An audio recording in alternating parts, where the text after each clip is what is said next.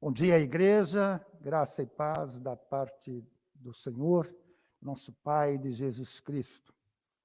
Quero nessa manhã convidar os irmãos a refletirem comigo numa passagem bíblica registrada por Mateus, capítulo 12, a partir do versículo 38 até o 42. Você que está em casa, pode pegar a sua Bíblia, acompanhar a leitura. Vamos meditar nesse dia tão lindo que o Senhor fez, um dia tão bonito. Daqui eu posso ver ali o sol, um dia maravilhoso que o Senhor fez para nós. Mateus 12, 38 a 42. O apóstolo registra: Então, alguns escribas e fariseus replicaram: Mestre, queremos ver de tua parte algum sinal. Ele, porém, respondeu: Uma geração má e adúltera pede um sinal, mas nenhum sinal lhe será dado, senão o do profeta Jonas. Porque assim como esteve Jonas 3 dias e 3 noites no ventre do grande peixe, assim o Filho do Homem estará 3 dias e 3 noites no coração da terra. Ninivitas se levantarão no juízo com esta geração e a condenarão, porque se arrependeram com a pregação de Jonas. E eis aqui está quem é maior do que Jonas. A rainha do sul se levantará no juízo com esta geração e a condenará, porque veio dos confins da terra para ouvir a sabedoria de Salomão. E eis aqui está quem é maior do que Salomão. Senhor Deus, Pai, por favor, fala conosco nesta manhã. Aplica, Senhor Deus, a tua palavra aos nossos corações. Ó Deus, que o Senhor cresça e que diminuamos nós. Retira de nós todo o orgulho. Dá-nos compreensão, dá-nos entendimento. E hoje, ao ouvirmos a tua palavra, que nós não a rejeitemos, mas que nós a apliquemos no nosso dia a dia. No nome do Senhor Jesus. Amém. O cenário é o mesmo, a história se repete, início da era cristã, o nosso Senhor e Salvador Jesus Cristo, nosso Mestre Jesus, Filho de Deus, o Verbo encarnado, o Verbo se fez carne e habitou entre nós, cheio de graça e verdade, e vimos a sua glória como a glória do Pai. Está realizando o seu ministério, até ministério curto, época do Império Romano, conforme dissemos algumas semanas atrás, realizando sinais, prodígios, milagres, alimentando multidão, curando toda sorte de doenças e enfermidades, ensinando nas sinagogas, pregando arrependimento, pregando que o reino estava próximo, fazendo sinais e maravilhas incontáveis. E do outro lado, escribas e fariseus, rejeitando, se opondo ao Senhor Jesus, com inveja, pela aceitação que ele tinha com o povo, pela forma como ele pregava, pelos sinais que ele demonstrava. Os fariseus, então, se opunham a Jesus com veemência. E aqui no texto, os fariseus pedem que Jesus dê um sinal de que ele, de fato, era filho de Deus. Não era a primeira vez que isso acontece, e nós vamos verificar nas Escrituras que em outras ocasiões também é pedido um sinal. Se nós avançarmos algumas páginas em Mateus 16, versículo 1, nós vemos que ali novamente é pedido um sinal. E agora aparece inclusive os saduceus, uma outra categoria religiosa, o chefe dos sacerdotes no templo. Se nós avançarmos um pouco mais no Evangelho de João, nós vamos verificar ali que eles pedem um sinal e dizem: Deus, os nossos pais se alimentaram de pão no deserto. E Jesus argumenta com eles, dizendo que não foi mais Moisés que lhes dera o pão, mas o pão quem tinha dado para eles era o Pai. E disse que o verdadeiro pão que desce do céu é aquele que dá vida ao mundo. E ali eles dizem: mas então dá-nos sempre deste pão. E Jesus diz: eu sou o pão da vida. aqueles que me seguem jamais terão fome, e aqueles que creem em mim jamais terão sede. E agora os fariseus novamente pedem um sinal. Mas será que tudo o que estava acontecendo já não era sinal, não era evidência? O apóstolo João também escreve lá no capítulo 20, dizendo que muitos sinais foram feitos, mas não foram registrados. E os que foram registrados no livro é para que nós creiamos que Jesus é o Filho de Deus e que para que, e crendo, tenhamos vida no seu nome. No seu nome. Jesus estava com uma multidão. Semana passada nós vimos o pastor falando miríades, 10.000 pessoas. Certa ocasião, 5.000 ele as alimentou, 4.000 novamente. Por onde Jesus andava, a multidão o acompanhava, porque levava os seus enfermos e Jesus os curava. Jesus expulsava os demônios. Pessoas ficavam libertas. Jesus as ensinava, e ensinando com autoridade. Que mais sinais ainda seriam necessários? Um pouquinho atrás, aqui no capítulo 12 mesmo, nós vemos que ele tinha acabado de curar um homem com a mão ressequida. Mais adiante um pouquinho, tinha expulsado demônios. Mas eles ainda queriam sinal. E Jesus disse que nenhum outro sinal seria dado, senão o sinal de Jonas, e chama aquela geração de uma geração perversa, adúltera, má.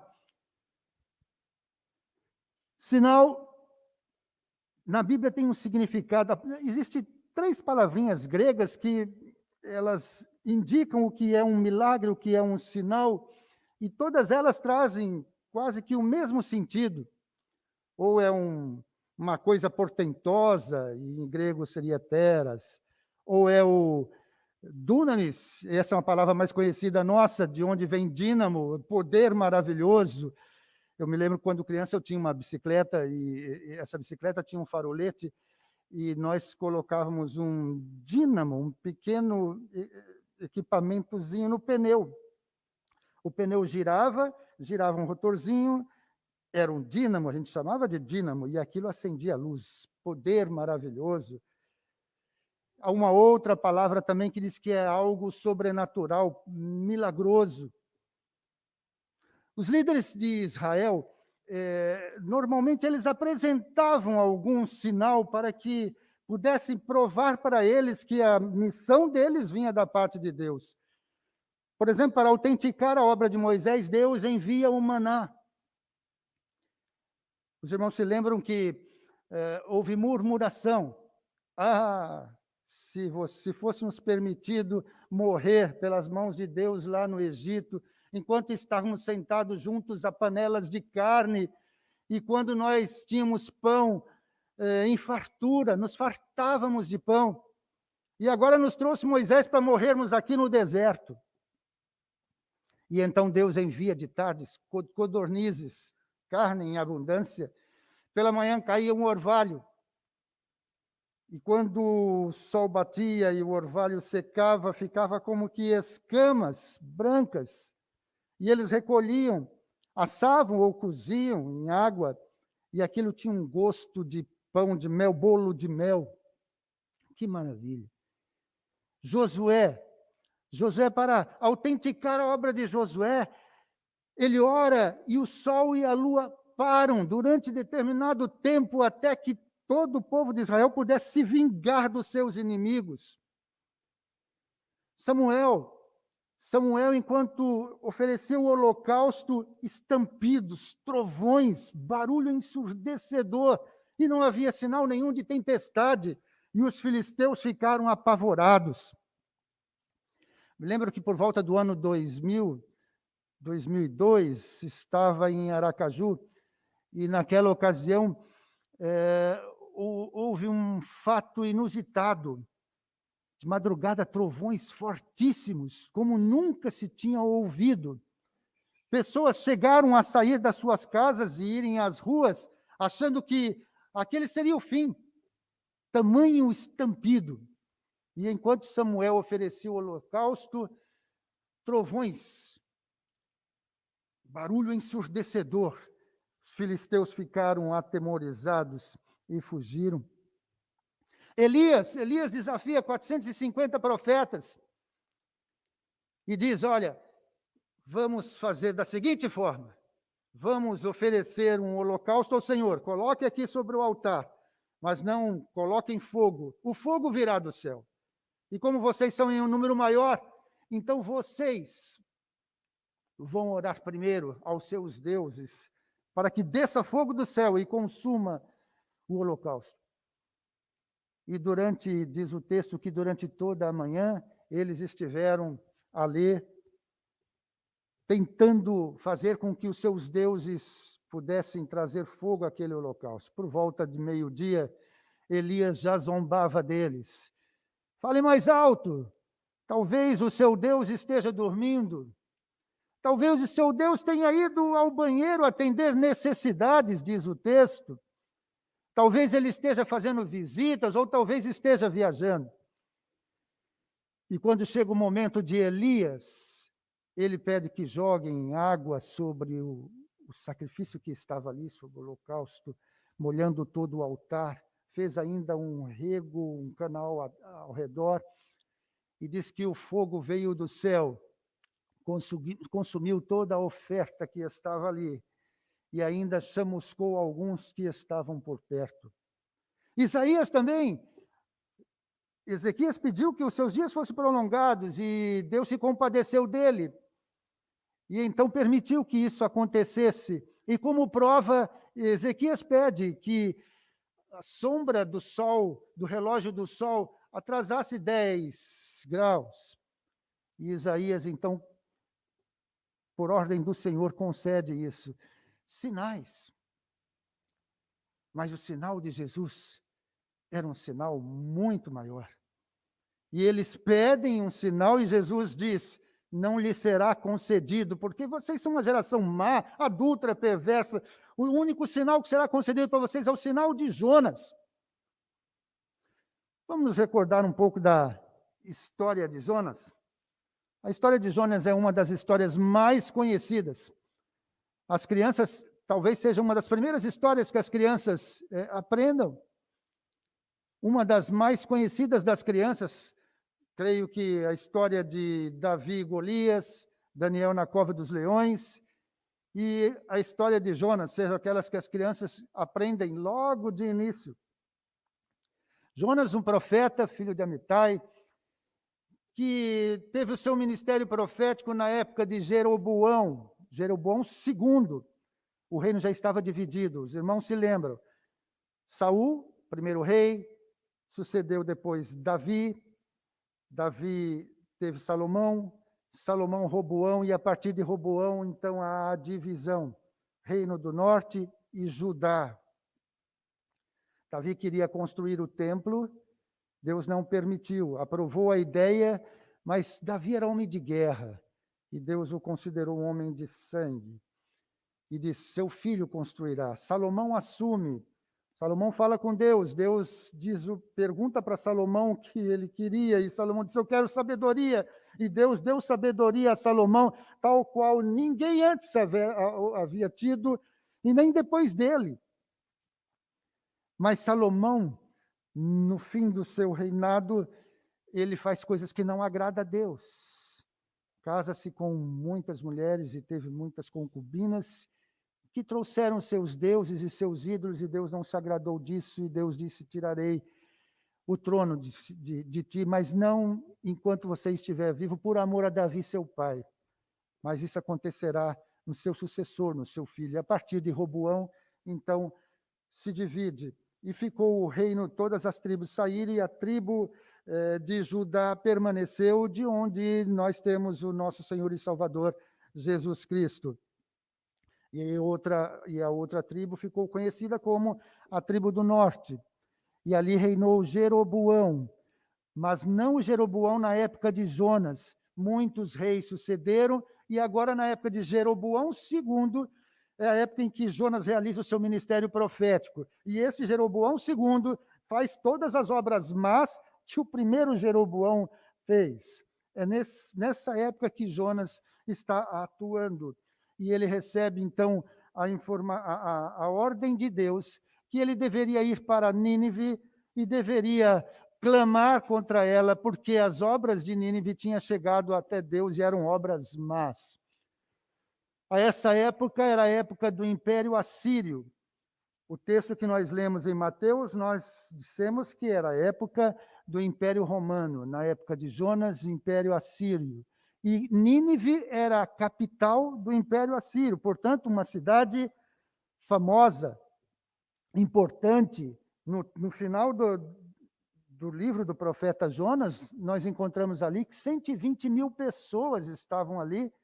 Então, era uma cidade muito importante.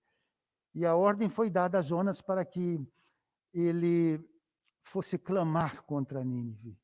Mas Jonas decidiu não aceitar a ordem de Deus e decidiu fugir da presença de Deus como se pudesse.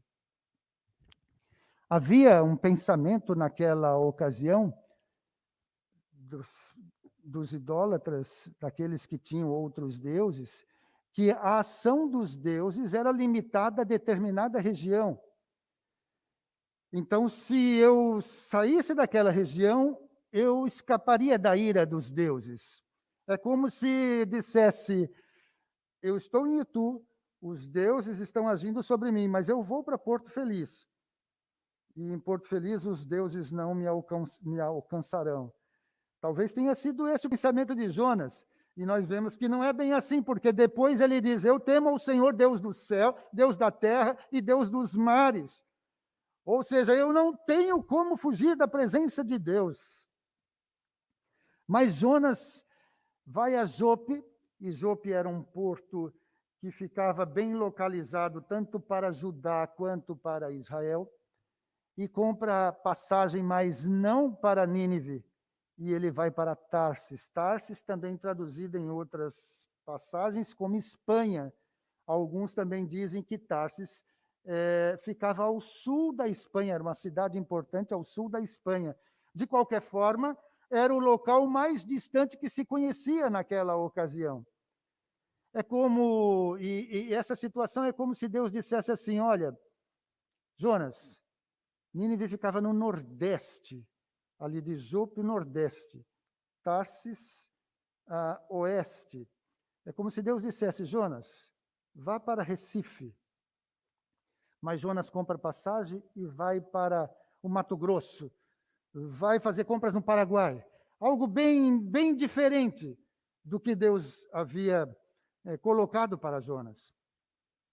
E agora aqui começa a acontecer coisas estranhas, coisas maravilhosas. A Bíblia é repleta de fatos estranhos e de coisas maravilhosas.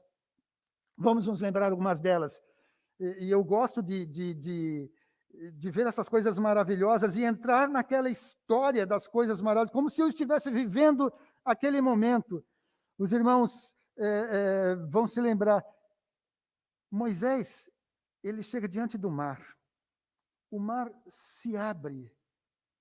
O povo passa pelo meio do mar, em terra seca, 2 paredes de águas, de um lado e do outro, e o povo marchando ali por dentro, como o seu coração estaria ali entrando e vendo aquelas paredes enormes de água ao seu lado. Talvez você dissesse assim, meu Deus, e se essa água despencar em cima de nós? Se tivesse ali um menininho ali passando e colocasse a mão na parede de água, imediatamente seria repreendido com um tapa na mão, dizendo, não mexa aí, vai que você faça um buraco e essa água despenque sobre nós. 600 mil pessoas passando por ali. Coisa estranha. Depois, 600 mil pessoas reclamam que não tinha água. Moisés bate numa rocha e água para alimentar essas 600 mil pessoas. Coisa estranha. Nós vivemos momentos na nossa cidade de crise de abastecimento. Às vezes, torneiras têm que ficar fechadas, racionamento de água. E ali, de uma rocha, água para 600 mil pessoas. Coisas estranhas na Bíblia. Há o fato curioso de uma jumenta que fala com o seu dono, bate um papo com ele. Que coisa estranha. Balaão pede que a jumenta força a jumenta a seguir por um caminho, e a jumenta sai por outro. Ele espanca a jumenta vai para o outro lado, mas há um anjo à frente que Balaão não enxerga. E a jumenta se recusa. Vai para um lado, vai para o outro, é espancada até que ela não aguenta mais. A jumenta olha para ele e diz, ô, daí de cima, será que você não está vendo que tem um anjo aí? Eu não posso passar. Quantas vezes eu te servi de montaria e por que é que você está me espancando? Que coisa estranha, uma jumenta falando. Um machado flutua. Homens são lançados numa fornalha quente e ficam passeando dentro de uma fornalha superaquecida. E colocaram 3, mas agora a gente vê 4. Quantos fatos estranhos, coisas estranhas a Bíblia registra. E aqui em Jonas, nós vamos nos deparar com alguns desses fatos. Coisas maravilhosas. E eu gosto de entrar na história de Jonas, me colocando naquela situação. O barco sai de Jope, um tempo como o dia de hoje, bonito, tranquilo, calmo. Esta vai ser uma viagem sossegada. Não tinham andado, não tinham percorrido um bom caminho no mar, uma rota no mar, e o tempo mudou. Uma tempestade sem precedentes, balançando, jogando o navio de um lado para outro, a ponto de colocar o navio a pique. Prejuízo já começava a se verificar. Cargas começaram a jogar as cargas ao mar para que a embarcação ficasse mais leve. Nada disso resolvia. E aqui nós vemos a história do barco mais religioso da história. Todos ali, de uma hora para outra, começam a levantar preces aos céus, aos seus deuses. Tem misericórdia de nós. Não nos mate. Cada um para o seu Deus. O mestre dos marinheiros desce até o porão e encontra Jonas dormindo profundamente, diz o texto. E eu fiquei imaginando, talvez ele tivesse tomado um Dramin. O Dramin é contra enjoo. O barco chacoalhava para tudo que era lado, mas nenhum sinal de enjoo da parte de Jonas. O Dramin dá sono. E Jonas dormia profundamente. Esse fato nos lembra um fato também que acontecido no Novo Testamento, quando os discípulos estão também sofrendo do mesmo jeito, com uma tempestade no mar, enquanto Jesus dormia lá no fundo do barco. E os discípulos chegam para Jesus e dizem, mestre, não se te dá que morramos? E Jesus ali, ele repreende aquela tempestade, repreende o vento, repreende os mares. Os discípulos, quem é esse que até os ventos e os mares lhe obedecem? E ali está o mestre falando com Jonas, acorda, você não está vendo que está todo mundo orando para o seu Deus? Levanta, ora também para o seu Deus, porque nós vamos morrer. E Jonas diz, isso tudo está acontecendo por minha causa. Lá em cima eles já estão lançando sortes para ver quem seria o culpado por isso tudo. E a sorte recai sobre Jonas. Quem é você? Agora vem o interrogatório. Quem é você? Por que está acontecendo tudo isso? O que você fez? Contra quem você fez? E ele diz, eu sou Jonas, eu temo ao Deus que fez o céu, a terra e os mares, e tudo isso que está acontecendo é por minha causa. Se vocês me jogarem ao mar, tudo isso acaba. E aí, então, entra 2 problemas para aquela tripulação. Um problema ético e um problema religioso. O problema ético era lidar com a morte de uma pessoa para que se livrassem da própria morte. Recentemente eu assisti um filme que tratou dessa questão. O nome do filme, se eu não estiver errado, é Passageiro Acidental. Eu vou dar um spoiler desse filme. Uma nave sai da Terra com destino a Marte com 3 tripulantes. Uma comandante, uma médica e um biólogo. A intenção é que eles cheguem a Marte para colonizar. Nave toda pronta, para 3 pessoas, dimensionada corretamente e limitada a 3 pessoas, suprimentos, oxigênio. Depois que a partes são desacopladas dela e ela segue rumo a Marte, a comandante vai fazer a sua inspeção e em determinado compartimento ela percebe sangue no chão. Quando ela olha para cima, o sangue estava pingando de cima. E ela então vai investigar o que é isso. Havia uma pessoa presa no compartimento logo acima. Eles então tiraram aquela pessoa que estava presa ali, ainda viva, mas a hora que tiraram, destruíram algum equipamento que estava ali em cima. Essa pessoa se recupera e agora eles são 4 na nave. Mas a nave havia sido dimensionada para 3 pessoas. E pior ainda, o que foi estragado comprometia o oxigênio daquela nave. Então, se o oxigênio tinha para 3 pessoas, agora já não era mais suficiente para 3 pessoas, mas para 2. O biólogo que estava ali conseguiu mexer com as plantas para que elas produzissem um pouco mais de oxigênio. Mas 4 pessoas era impossível. A base na Terra tenta de todas as formas resolver o problema e diz, não dá. Vocês terão que se livrar de um. E é claro, se tivesse que se livrar, seria aquele que não deveria estar ali. E aí entra um problema ético. Quando os 3 se reúnem, e sem a presença daquele que seria o passageiro acidental, eles dizem, ele terá que morrer. A médica diz, não podemos tirar a vida de uma pessoa, mas se nós não tirarmos a vida dessa pessoa, todos nós morreremos. E não há consenso, mas o biólogo, sem que eles percebessem, vai até aquela pessoa e diz, olha, a situação é essa, você não deveria estar aqui, se você continuar, todos nós morreremos. Então, aqui está uma injeção. Ela é indolor. Você pode tomar a injeção e o problema estará resolvido. Até aí. Não vou contar o resto do filme, Passageiro Acidental. Lidaram com essa questão. Ali é que a tripulação estava também lidando com a mesma questão. Nós vamos ter que matar alguém. Vamos ter que lançar fora do barco para que nós vivamos. Agora o aspecto religioso.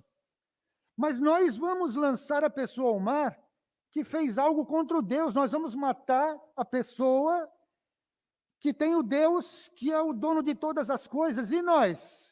Quando Deus perceber que nós matamos, nós morreremos também. Sem outra alternativa, eles lançam Jonas ao mar e o mar se acalma. E as primeiras conversões acontecem. Ali eles oram a Deus, pedindo que tivesse misericórdia deles. Mas oram ao Deus de Jonas, o Deus do céu, da terra e dos mares. Jonas é lançado ao mar. Imagine, eu disse para vocês, eu gosto de me colocar na pessoa. Eu gosto de me colocar na pessoa de Jonas. Eu não sei o que Jonas viveu ali, mas eu fico imaginando. A hora que ele foi jogado àquele mar, revolto, ondas para todos os lados, instintivamente nós queremos sobreviver. Por mais que eu diga eu quero morrer, se eu quiser agora aqui parar de respirar porque eu quero morrer, eu não vou conseguir. Vai chegar um momento em que eu vou tirar as minhas mãos. E Jonas provavelmente tenha tentado flutuar por algum tempo, mas depois ele desce. A oração que ele faz diz que as águas passavam, as ondas passavam por sobre a sua cabeça. Ele desce e as algas começam a se enroscar na sua cabeça.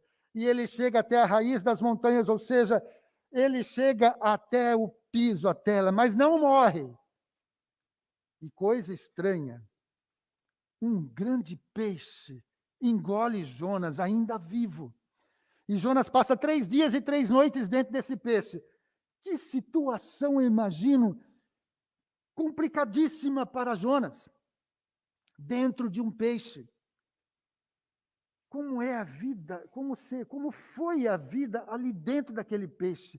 Como era o ambiente úmido? E as entranhas daquele peixe? Não havia, será que não havia restos de alimento desse peixe? Eu não sei, Deus fez o peixe aparecer, talvez nada disso aconteça, mas eu fico imaginando, a minha mente me faz ir além. E o cheiro que estava ali dentro, quando criança passava uma série, naquela época já existia série, Viagem ao Fundo do Mar. Eu sei que alguns vão se lembrar dessa série. E um dos episódios, a nave principal, um submarino avançado para a época, ela tinha naves menores que saíam para fazer investigações mais precisas, como se fosse um fusquinha saindo de uma grande nave.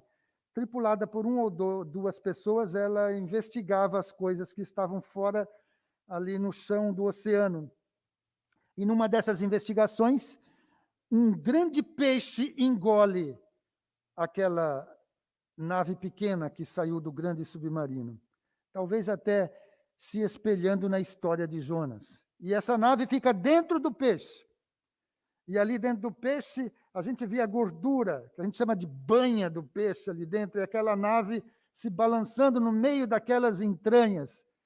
Essa é uma história já há muito tempo. Temos outras histórias. Tem um desenho animado, o Pica-Pau também engolido por um peixe, pela baleia, e faz uma fogueira dentro da baleia. E a baleia não aguenta aquela fumaça ali dentro e acaba vomitando o Pica-Pau na praia. E aqui nós vemos Jonas, 3 dias, ali no meio daquela coisa dentro do peixe. Tempo suficiente para refletir. Tempo suficiente para orar várias vezes. Para orar continuamente. E ali ele se arrepende. E Deus faz com que o peixe vomite Jonas na praia. Outra coisa estranha. Imagine, você está na praia. Sua cadeira, o guarda-sol sobre a sua cabeça, você e sua esposa contemplando o marzão à sua frente, todos vocês ali com um coco na mão, canudinho, e de repente algo se levanta lá longe no mar. E você comenta, olha, é um peixe. E aquilo vai tomando um volume maior, e você diz, é uma baleia. E depois você diz, baleia não é peixe, tá? Baleia é um mamífero. Por isso que na Bíblia nós não dissemos que Jonas foi engolido por uma baleia, né? E dizem os estudiosos que a garganta da baleia não consegue, o homem não consegue passar pela garganta da baleia. Por isso, a coisa maravilhosa da parte de Deus foi ter providenciado um grande peixe para que engolisse Jonas. E aí a gente olhando aquilo, mas é uma baleia? E aquilo vai se transformando maior ainda, um peixe, aquilo começa a vir na sua direção. E agora vocês ficam estáticos de medo. E quando aquilo se aproxima bem da praia, ele vomita. E quando vomita, aparece Jonas. De que forma Jonas apareceu? Talvez cheio de gosma. Outras coisas também o peixe deve ter vomitado junto. Não sei, a minha imaginação me faz levar a isso. Jonas ali, então, talvez se lave ali na praia e olha para você que está ali e diz, 40 dias e Nínive será subvertida. Ele acabou de sair do peixe, já começa a dizer isso, e ele sai daí dizendo, 40 dias e Nínive será destruída, 40 dias e Nínive será destruída, e ele sai caminhando e só repetindo, 40 dias e Nínive será destruída. Entra na cidade e a percorre em apenas um dia. O tempo normal seria 3 dias. A mesma pregação, 40 dias e Nínive será destruída. E o povo acreditou na mensagem de Jonas. O povo então se examinou e disse, de fato, nós temos feito coisas que não se coadunam com uma vida digna diante de Deus. Nós desagradamos a Deus com o nosso procedimento. Ai de nós! E esse é o primeiro passo essencial de fé. A fé vem pela pregação e pela pregação da palavra de Deus. E depois, essencialmente também, vem o crer. E eles creram. Creram porque logo depois os sinais vêm. Eles tiram as suas vestes e se humilham. Colocam a veste mais simples que poderia existir. Se vestiram de pano de saco, o tecido mais simples que podia existir, feito de crinas, de bode, de pelo do bode. Lançam cinza sobre sua cabeça. Marcos 1, versículo 14 e 15, diz que depois que João morreu, Jesus foi para Galiléia, pregando o evangelho de Deus, dizendo: o tempo está cumprido, o reino está próximo, arrependei-vos e crede no evangelho. O povo de Nínive recebeu a mensagem do profeta Jonas, creu, se arrependeram, e diz que até o rei, quando soube do que Jonas havia pregado, também se arrependeu e decretou jejum, sinais de que de fato eles tinham se arrependido. Jejum não somente para os homens, mas até os animais também jejuaram, foram obrigados a jejuar. E Jonas se retira aborrecido e fala com Deus: melhor me seria tirar a vida. Eu sabia que isso ia acontecer, porque o Senhor é um Deus misericordioso, é um Deus clemente. Na verdade, Jonas queria que aquele povo fosse eliminado pelas suas más ações. Deus ainda diz: é razoável essa tua conduta, essa tua ira. Jonas sobe a um monte, um lugar bem elevado. Ali ele prepara um lugar onde ele pudesse ver o que aconteceria para a cidade. Bota a sua cadeira estofada, quem sabe um pacotinho de pipoca na mão, fala: agora eu quero ver o que vai acontecer com a cidade. Faz uma enramada. E ali ele fica, observando. Mas Deus providenciou uma planta com folhas largas que forneciam sombra para a cabeça de Jonas. E Jonas se alegrou grandemente por causa daquela planta. Mas no dia seguinte, na manhã seguinte, Deus envia um verme. E esse verme ataca aquela planta e ela morre. E Jonas fica chateadíssimo e diz: eu quero morrer. E Deus diz: mas Jonas, você ficou tão triste a ponto de querer morrer por causa de uma planta que não foi você quem semeou, quem fez ela crescer? E eu não ficaria compadecido de 120.000 pessoas e até dos animais que estão ali? A história termina aqui com inclusive a história do filho pródigo. Não sei se nós não sabemos se o filho pródigo acabou entrando na festa do irmão que tinha chegado, e aqui a história de Jonas termina aqui. Esse é o sinal de Jonas. E é aqui que Jesus está dizendo: não lhe será dado nenhum outro sinal, senão o sinal de Jonas. Jonas desceu às profundezas do mar, 3 dias e 3 noites, ficou ali, mas vivo. Agora, o maior sinal vem da parte do Senhor Jesus. Ele foi ao coração da terra, diz o texto, morto, experimentou a morte, mas ressuscitou. E está à direita de Deus Pai agora, deu-nos o Espírito Consolador. O maior sinal vem de Jesus. E Jesus está dizendo para eles: e olha, os ninivitas, no dia do juízo, eles julgarão vocês. Advertência aos escribas, aos fariseus que estavam ali. Porque eles se arrependeram, ouviram a palavra, creram na palavra e se arrependeram. E aqui está Jesus, e vocês verão esse sinal depois: morto e ressuscitarei ao 3º dia. Este é o sinal maior que Jesus nos dá. E Jesus ainda fala da rainha de Sabá. Nós falamos de Salomão, que substituiu, que sucedeu Davi, e tamanha era a sabedoria dele, que os povos iam para consultar-lhe. E a rainha de Sabá fez questão de ela mesma ir até Salomão para saber se de fato ele era tão sábio assim. E ela ficou maravilhada com tudo que ouviu de Salomão. E aí Jesus diz: está aqui quem é maior do que Salomão. O sinal que os fariseus estavam querendo, Jesus mostra: Jonas aconteceu assim. 3 dias vivo dentro de um peixe, voltou à terra. Aqui está Jesus, aqui estou eu. Morrerei, mas ressuscitarei ao 3º dia.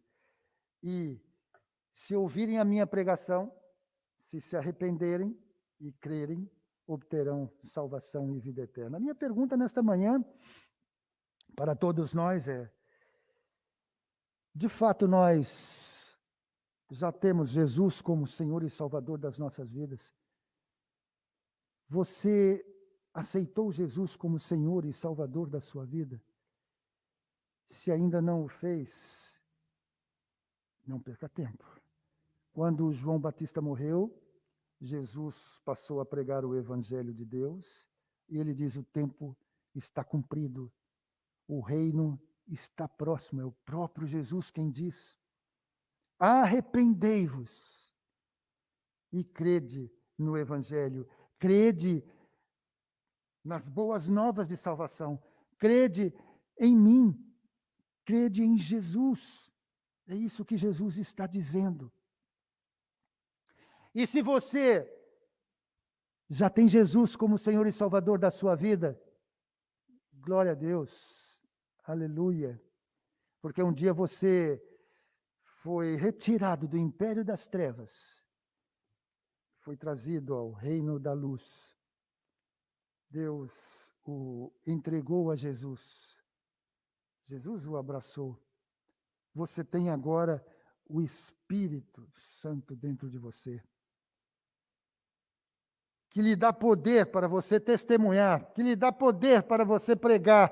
Arrependei-vos e crede em Jesus, crede no Evangelho, para que obtenham a vida eterna, para que obtenham a salvação.